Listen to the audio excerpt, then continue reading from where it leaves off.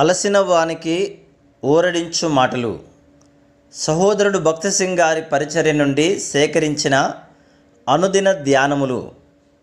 మార్చి 27.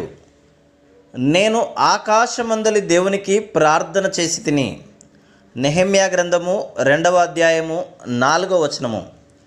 యేసు క్రీస్తు ప్రభువునందలి తమ విశ్వాసమును గురించి అనేకులు చెప్పుచుందురు గాని కష్టములు రాగానే వారు ఏడ్చెదరు.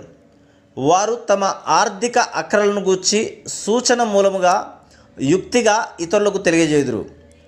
ఒక్కొక్కసారి ప్రార్థనలో బిగ్గరగా చేయుదురు. కానీ నెహెమ్యా విషయంలో అటువంటిదేమీ మనం చూడం. రాజు యొక్క సేవకులందరిలో అతడు ముఖ్యుడైనప్పటికీ అతడు రాజు యొద్ద ఎత్తి విన్నపమును చేయలేదు. తన ప్రతి అవసరత తీర్చబడు అవకాశములు ఉన్నప్పటికీ అతడు రాజును అడగలేదు.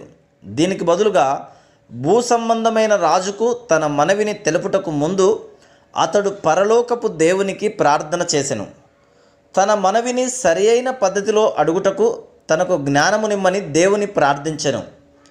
రాజు ముందు తాను పలుకు ప్రతి మాటను గూర్చి అతడు దేవునిపై ఆధారపడెను. దాని ఫలితముగా అతడు రాజు యొద్ద మనవి చేసినప్పుడు రాజు అతడు దైవజనుడనియు అతడు పలికిన మాటలు దేవుని మాటలనియు గ్రహించెను.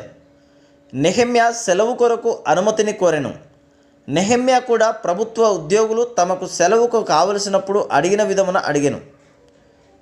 తన ముందున్న పని కొరకు అతనికి చాలా మొత్తం డబ్బు అవసరమైంది. ఆర్థిక సహాయం కొరకు అతడు సులభంగా రాజును అడిగి ఉండవచ్చును.